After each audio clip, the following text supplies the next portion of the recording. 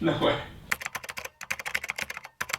This is a question from Jeremy, Senior Manager of Program Management at Amazon. Startup culture is often romanticized, but the true grind of a startup is often misunderstood. For those interested in jumping in, what pros and cons of working in a startup are often underrepresented? Thanks, Jeremy. I actually get this question quite often.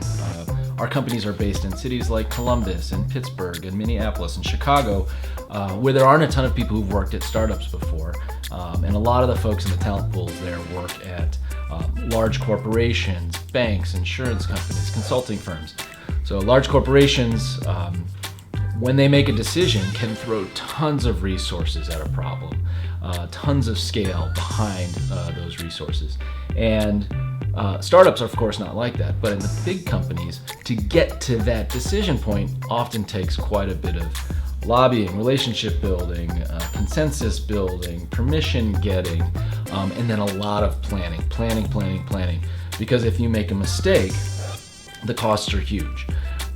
You might have to spend months or years building the support for a decision, and a plan A and a plan B and a plan C, all bulletproof so that you can go. And that might be 75% of your effort with 25% of that left over for execution. In an unhealthy or bureaucratic organization, that percentage split is even bigger in favor of the preparation stage. At a startup, flip it around. The big decisions in startups are the accumulation of a bunch of little different ones. And within those little different ones are a bunch of mistakes. And of course, running and making mistakes and learning from them is how we do it in startups. That gets you fired fast in a big company. So that transition, that mindset, that muscle mass you build through being successful in a big corporation actually holds you back, slows you down when you transition to a startup.